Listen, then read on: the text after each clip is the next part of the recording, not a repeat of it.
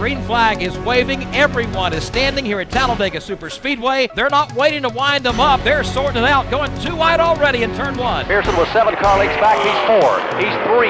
He's chopped it down to 3 car lengths as they come out of the 4th turn. Pearson is 2 car lengths back on Buddy Baker as they move to the trioval. Pearson swings to the outside. He's up there. Dale Yarbrough dips to the inside looking for second.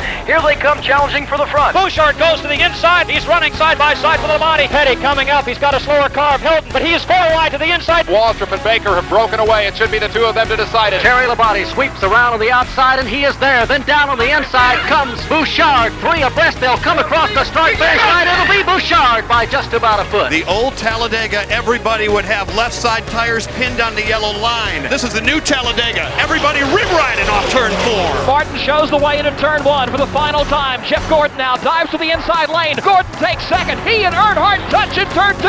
Here comes Tony Stewart to the high side. Jeff Burton trying to close in. Here comes Junior off 4, trying to wrap this Sunday afternoon up in a big Chevy bow tie. It is showtime at Talladega Superspeedway. We're down to 2 laps to go. Dale Earnhardt Jr. in the middle of the racetrack. Jeff Gordon down low. Gordon goes to the lead. Now they're side by side for second. The fans just beside themselves here at Talladega, jumping up and down, yelling, screaming. Trying to pick up the win at Talladega Superspeedway. Kevin Harvick doing all he can. Jared on the outside. Where did he come from? He's challenging Tony Stewart for the lead. They're 3 wide racing off turn number 4. Dale Jarrett at the front of the field, but here comes Tony Stewart. Dale Earnhardt Jr. at the inside of the racetrack. He's got it hooked up, coming back into the trioval. He's going to win the EA Sports 500. The most exciting 500-mile stock car race perhaps in history.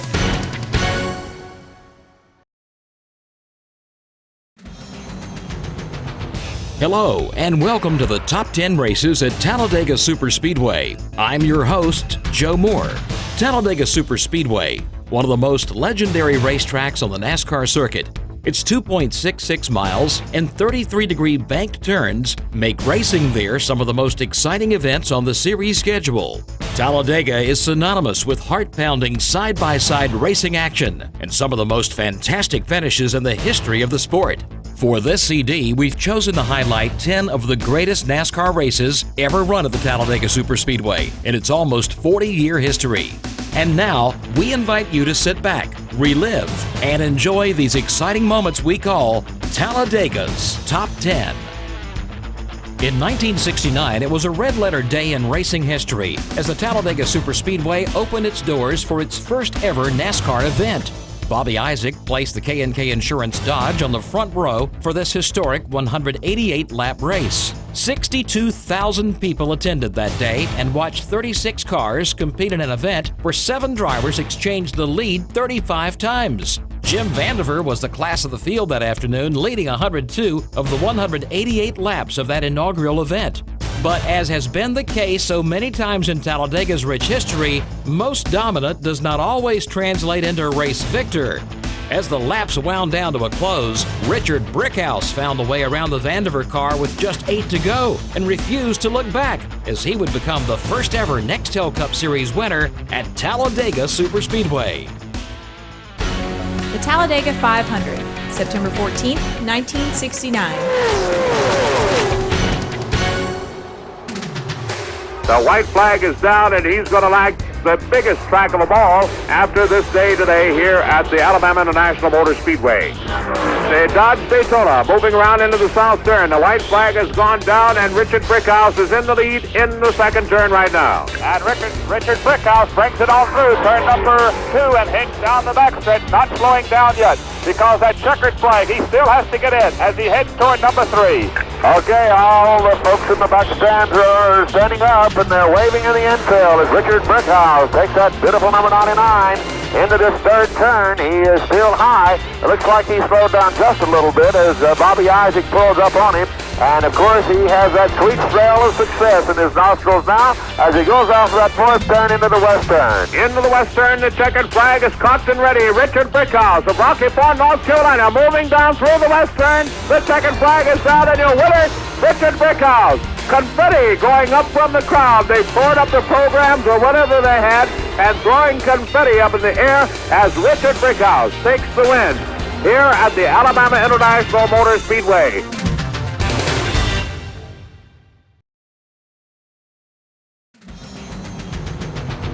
Talladega can be one of the most difficult races for a driver or his machine to endure, as our next race will attest. On this particular afternoon, Harry Gant and Bobby Allison had started on the front row. Throughout the race, Allison was able to maintain the lead, with Gant staying close behind him.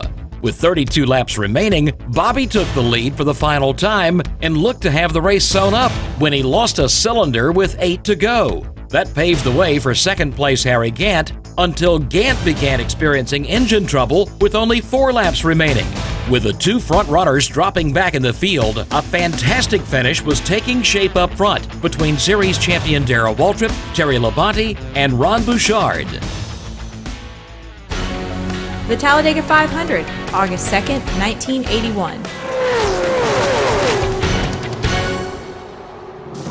It is Waltrip leading Labonte. Bouchard has closed to within 2 car lengths. Ricky Rudd on the tail end of that draft, many laps down. It's a 3-car battle for the Talladega 500. Coming back down to the line, and 90,000 fans are on their feet cheering them on here at Talladega as they sweep across the start-finish line. Waltrip in front by half a car length. Labonte rides second. Bouchard is third as they head back into turn number 1. Ricky Rudd is there as well, though again many laps down. It is for all effect now a 4-car draft. Off the turn, everybody kind of holding their breath. The crowd here in the turn area standing and watching. Could Ricky Rudd be the spoiler running up there and helping a draft get by Darrell Waltrip? You'll never know until it's out. This is a 2-lap shootout. It's Waltrip, Labonte, and Bouchard, your top 3 in turn 3. If experience counts, then Darrell Waltrip's got it on his side. He's got 2 of the hottest youngsters in NASCAR coming up on his rear wheels as he brings them around the 33-degree banking for the next to last time. Looking for the white flag, Waltrip leading. The key to this race could be Bouchard. Who will he choose to draft with on the last lap? Labonte goes to the high side as Waltrip tries to break the draft inside.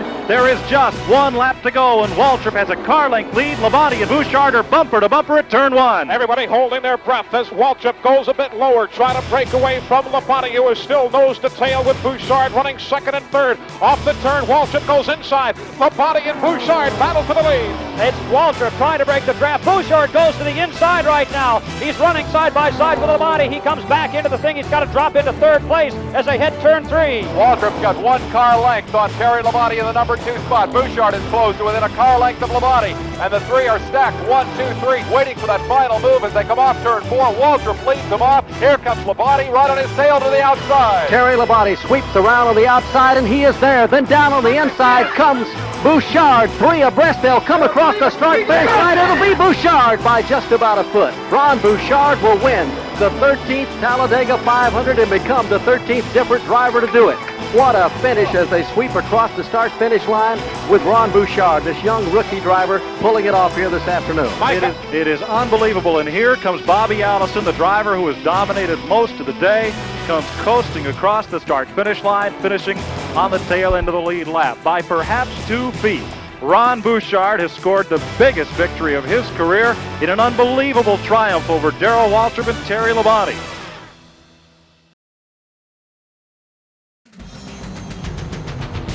Racing at Talladega can be very unpredictable, right up to the final wave of the checkered flag. So much so that for the first 13 years of the track's existence, 13 different winners visited Victory Lane in its annual summer event. Year 14 would change all of that as 3 former winners squared off for a last lap duel. The Talladega 500, August 1st, 1982. Keep in mind as they come down for the completion of lap 186 that the leader of the white flag lap has won this race 11 out of 13 times. As they come to the line this time, Harold Kinder takes a look at the field as they come down. It is Waltrip in front, Baker second, Labonte third, fourth is Cale, fifth is Elliott, and sixth is Richard Petty. They're back in 1. Nobody makes a move this time. You've got to expect that all the moves have been made. Everybody knows what he needs to do on the last lap. But right now, coming off turn number 2, they sweep towards the outside retaining wall, and in a beautiful, symmetrical, single-file line, they're on the back stretch. 1 car puts his nose out there. Richard Petty trying to climb up that line. He gets up alongside Bill Elliott. He's working on the back of Cale Yarborough. 6 drivers looking for one last roll of the dice that will win this 14th Talladega 500. Waltrip showing the way. Buddy Baker a car length back in second. Then it's Terry Labonte, tightly locked up in the draft in third spot. The 4th place man is Yarborough, 5th is Petty, 6th is Elliott. Yarborough and Petty go to the high side as they take the white flag from Harold Kinder. It is Waltrip. Baker right behind him. Labonte is third and coming up. They're 2x2 in turn one. Shuffle them up. Labonte wants third place right now. He's inside of Yarborough to the inside of the racetrack. Your leader is Waltrip. Right behind him is Baker. James Hilton in front of them will go 3 wide back for third. Richard Petty is way to the inside of the racetrack. Waltrip leads Baker. Petty coming up. He's got a slower car of Hilton, but he is 4 wide to the inside. Petty has moved into third. Charge into the north turn for the final time. Waltrip and Baker have broken away. It should be the two of them to decide it. Petty is now third. Side by side go Labonte and Yarborough for fourth spot, but it's going to be Waltrip coming down to decide it with Buddy Baker. There's still plenty of time. A long way to the finish line in turn one. Here they come in the dogleg. Waltrip is in front. Baker's right there. Dives to the inside. He comes to the line, and Waltrip will win it by half a car length. Petty will finish third. And that fourth place position, we're going to wait and see how they call that one. Labonte came across door to door with Cale Yarborough on that one. They were 3 wide coming across for that fourth spot. It would be Cale Yarborough by about 6 inches to a foot. Terry Labonte will finish up in the 5th spot, and Bill Elliott will wind up in the 6th position. The Talladega 500 is history, and the winner is Darrell Waltrip.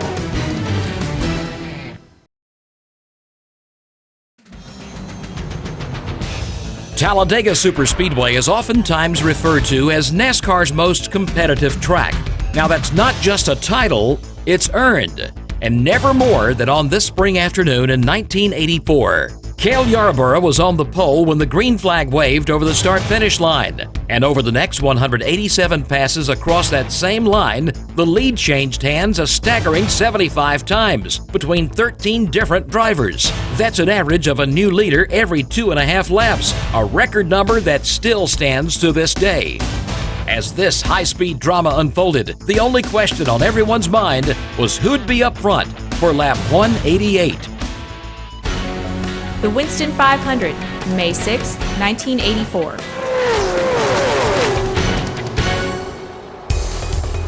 Harry Gant takes it down to just half a car length from the track apron, sweeps it up high in the tri-oval. Richard Petty will have the best seat in the house for this one. There are 2 laps to go, and Cale is lined up right on the rear deck lid. He knows the move and knows when it has to happen. It's not right now, it's in turn 2. Race traffic should not be a factor. Trevor Boyes is ahead by a couple of 100 feet, and then basically the entire back straightaway distance is clear for the leader, Harry Gant. Last year in the second race at Talladega, when Dale Earnhardt won, he took the lead coming out of turn number 2. He didn't wait to get to the back stretch. We'll have to see what Cale will do as they work on the next to last lap. They're in turn 3. You can bet that race drivers' minds are working like computers now as they try to figure out all the alternatives that they have to operate with here in this last lap and a quarter. Cale Yarborough, of course, has become the master of this as he's picked off 2 straight Daytona 500 wins with those last lap moves. Around through the tri-oval for the next to last time.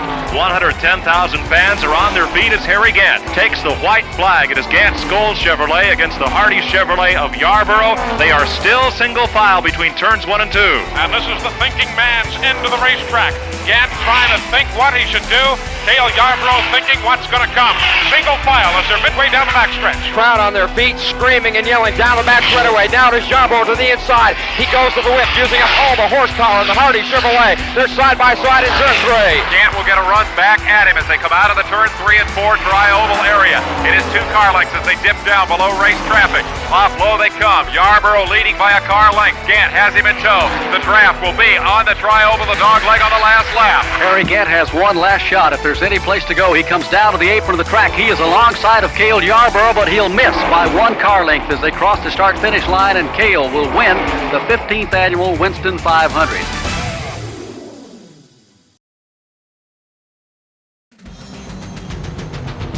In the mid to late 80s, no race team superspeedway program was more dominating than that of Melling Racing's own Bill Elliott. The famous number 9 Coors Ford Thunderbird had already cut its way to victories in the Daytona 500 at Atlanta and in Darlington during the first half of the '85 season.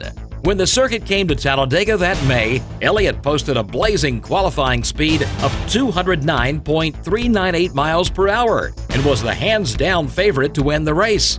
But on lap 48, a problem arose. The Winston 500, May 5, 1985. Into the tri-oval. Petty has a look on the low side of Earnhardt, but lap traffic is there, and a bit of smoke out of one car. It looks like Bill Elliott's car. Elliott has gone up in smoke. The car goes toward the bottom of the racetrack, still smoking heavily, but he is in the throttle in turn 2. The whole world has just stood up back here off turn 2, and they're just pointing collectively at the number 9 car. Everybody goes by. Elliott's car still under power, but smoke showing from the rear. And coming down on the pit road, Bill Elliott, and every fan here is on their feet. Ned Jarrett's on pit road as Bill Elliott pulls the Thunderbird in there. Jerry Punch is in that area. Bill Elliott pulls the car in. They're working beneath the hood. We'll get a comment from Ernie and find out what the problem is.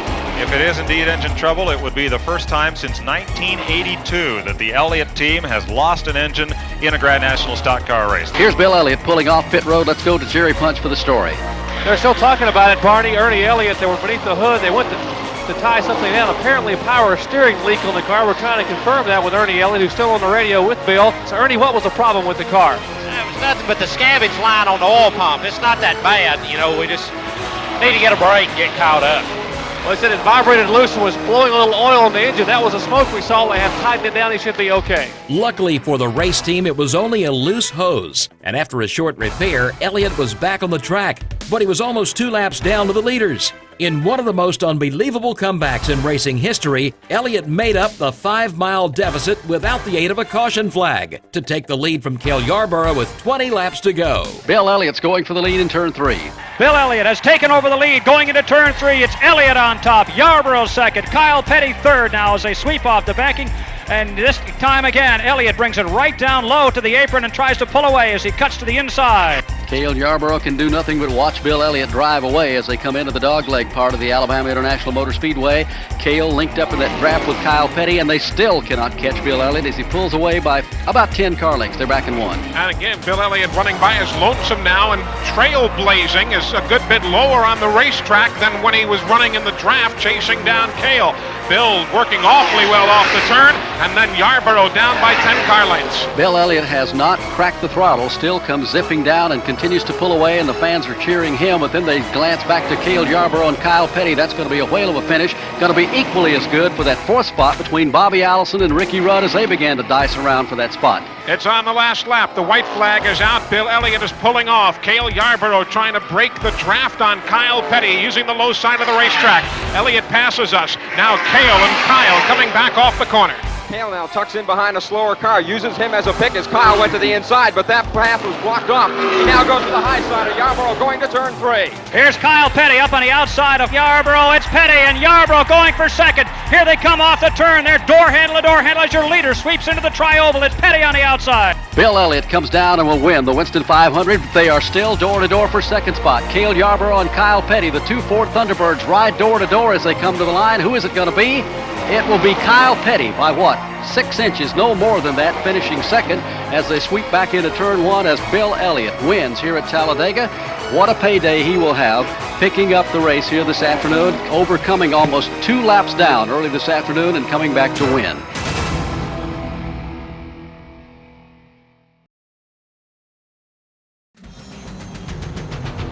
The 1987 spring event at the Talladega Superspeedway remains one of the most memorable weekends ever held at the legendary racetrack.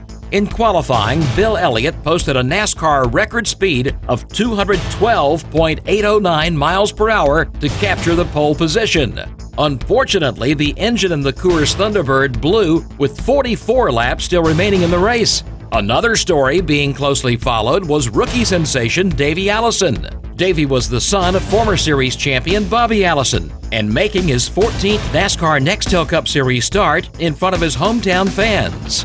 As the laps wound down to a close, the rookie Allison would find himself locked in a duel with NASCAR champions Terry Labonte and Dale Earnhardt, looking for his first career victory. The Winston 500, May 3rd, 1987.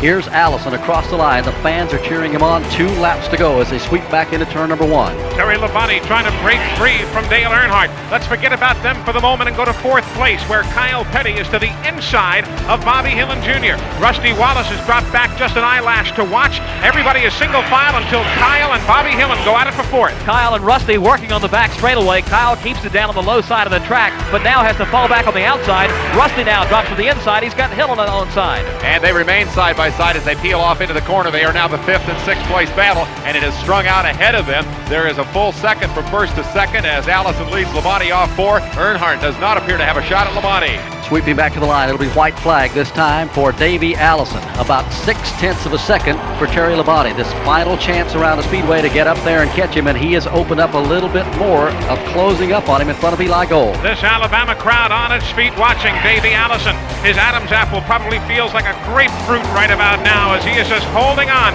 1/2 lap to go for his first Winston Cup win. No doubt about it, the crowd wants the hometown driver, Davey Allison, to get the win, and looks like he's going to please them by doing it. Up in turn number 3, his lead up to a second now. Allison riding home the Alabama gang, the new member definitely getting his inauguration on home turf here this afternoon. Everybody on the front straightaway on their feet. Earnhardt will make one last shot as they come off turn 4 for second spot. Highly partisan crowd cheering the young driver who's won here in ARCA but never a Winston Cup race.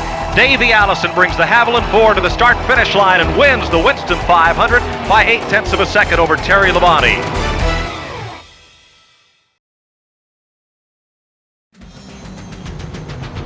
Before restrictor plate racing became the norm on the superspeedways, any race car driver would tell you, going into the white flag lap, the position you really wanted to be in was second. Drafting behind an opponent, then diving out from behind while exiting the turn would result in a slingshot effect, giving the second place driver the advantage down the stretch. Dale Earnhardt was the master of the draft and knew that tactic was a thing of the past. He also knew how to use the draft to his full advantage on the superspeedways. And in the July race of 1993, Dale made his move with 4 laps to go. The Die Hard 500, July 25th, 1993.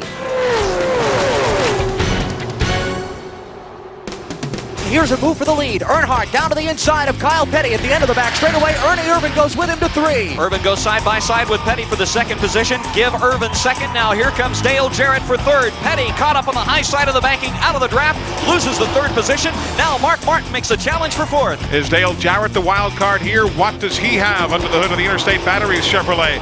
The leader is Earnhardt, then Ernie Irvan, then Jarrett, Kyle Petty, Mark Martin, and Bobby Labonte. They'll settle among those 6 now as they work back with 2 laps to go to turn 1. Ernie Irvan closes in on the rear deck of Earnhardt as they enter turn number 1. Kyle Petty breaks out down low. He'll challenge for third alongside Dale Jarrett, and Kyle's all alone. He picks up the third spot. Here comes Kyle to the inside of Ernie Irvan. This is the battle for second. Who's going to go with him? Dale Earnhardt drops down in front of Kyle Petty, leaving Ernie Irvan alone at the top of the racetrack. Now Petty is stuck as Earnhardt begins to move back up in front of Irvan. Earnhardt's got 5 car lengths on Petty and Irvan. Give Kyle Petty maybe about 1 inch on Ernie Irvan. Here's Dale Jarrett looking to the middle of the racetrack. All this side-by-side shuffling allows Dale Earnhardt to move out to 5 car length advantage off turn 4. Somebody's going to have to get back in single file and do it in a hurry. If they don't, Dale Earnhardt is going to be long gone. Here they come down to the line. White flag. Final lap about to unfold. Kyle Petty moves in behind Earnhardt and gets single file as they go back to turn 1 for the final time. Kyle gets drafting help from Dale Jarrett. That'll propel him up, and now he goes to the inside of Dale Earnhardt.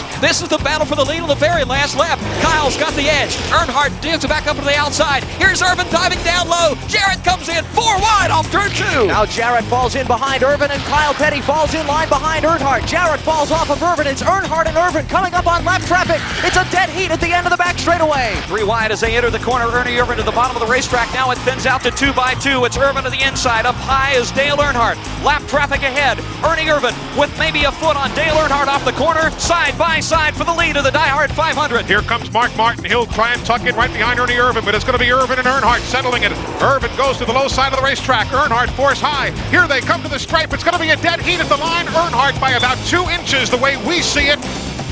What an unbelievable finish. It's also important to note this race marked the first time that an annual 500-mile event produced 1,000 official lead changes over the course of its history. An amazing feat considering the event was only 25 years old and contains only 188 laps to record each lead change.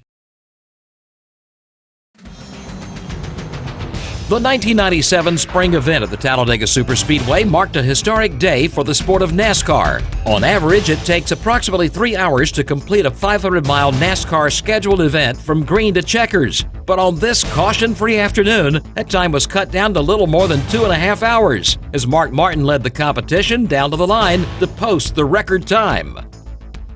The Winston Select 500, May 10, 1997. Coming down to the line, white flag about to go in the air. This is where they test your nerves right down to your toenails in the final lap at Talladega as they come down. Mark Martin trying to make it 2 wins in a row, having won last week.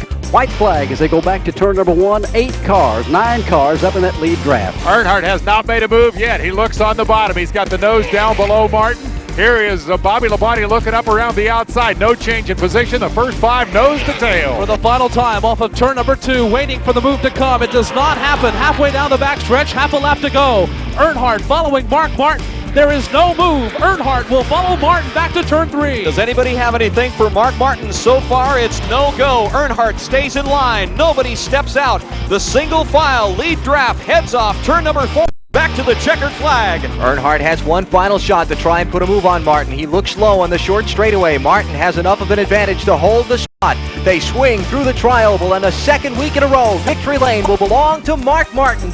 He wins a caution-free Winston 500 by about a foot over Dale Earnhardt, who was unable to find a way around Mark in the last dozen laps or so.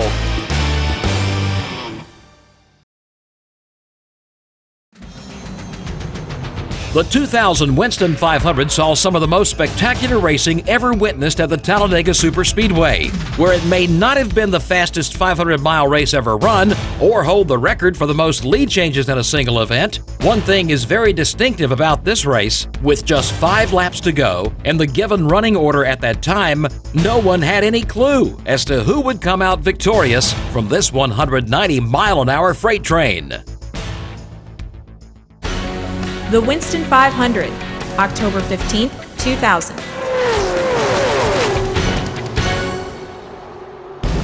Dale Earnhardt Jr. at the start of the day still had something to learn, he said, about drafting. He'll get his master's degree in the next 5 laps. We'll all find out if the word slingshot is back in the Talladega vocabulary here in about 5 laps. Off turn number 4, Dale Earnhardt Jr. waiting, watching, wondering when the move's going to come. And for Jeff Gordon, who restarted a moment ago as the leader, he has slid all the way back to 15th position. He's mired up in that traffic back there with nowhere to go. Here's Mike Skinner diving out from behind. Bobby Labonte going to put a run on. Is he going to get some drafting help as he goes after the lead over toward turn 2? John Andretti pulls in line behind Mike Skinner to provide the push in the outside lane. Now let's see if it'll work. He also gets help from Dale Jarrett. He gets to the outside with Terry Labonte. Elliott Sadler as well, helping to push on the outside. Skinner making the run on the outside. Matt Kenseth is down in the grass, throws up a big rooster tail of dirt, but manages to hold on to it. Skinner on the outside takes the lead to 3. And now Earnhardt Jr. may not hang on to second spot because John Andretti is there. Off the corner, it's Skinner by a half car length. He has the advantage. Down low, it's Earnhardt Jr. Andretti to his outside. It's Skinner, and here comes Andretti in the middle. John Andretti breaking down to the inside behind Skinner, now breaking to the outside. They're going to come 3 and 4 wide to the start-finish line. 3 laps to go. Andretti by Skinner to the lead. They're banging fenders for the lead into turn 1. 4 deep for the top spot. Andretti has it momentarily. Now it's Skinner who squeezes down to the inside. Dale Jarrett and Terry Labonte stacked up on the high side of the banking, but Skinner is strongest right now. He'll lead off turn number 2. Earnhardt Jr. is second.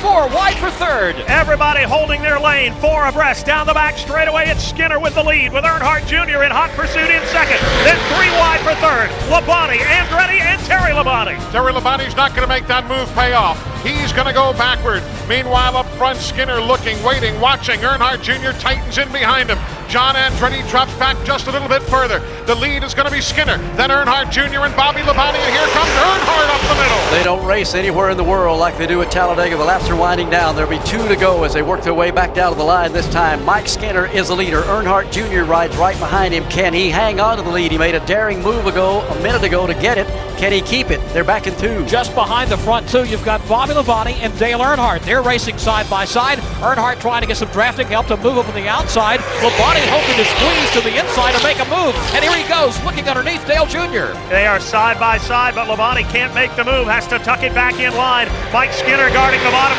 for everything he's worth. And here comes Dale Earnhardt to the outside. He'll challenge for the lead in 3. Dale Earnhardt goes powering high to the outside of Mike Skinner. The fans just beside themselves here at Talladega. jumping up and down, yelling, screaming. Off the corner they come 2 by 2.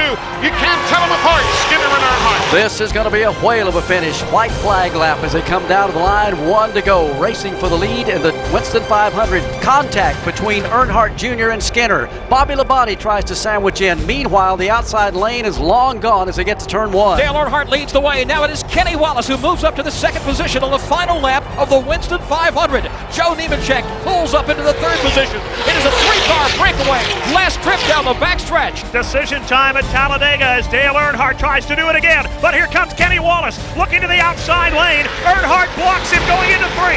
3-car race for the win. Kenny Wallace looking for that breakthrough victory. Earnhardt trying to block him high and low. Nobody jumping out of line. Here come the leaders off the corner. It's going to be a 3-way battle for the win. They'll come by the Ted Musgrave car with Earnhardt leading. Here they come into the tri-oval. Kenny Wallace, one final shot at Dale Earnhardt. Behind him, the whole pack steaming for the finish line. Dale Earnhardt wins it. Earnhardt wins the Winston 500, but it is over here at Talladega. Dale Earnhardt has won the race.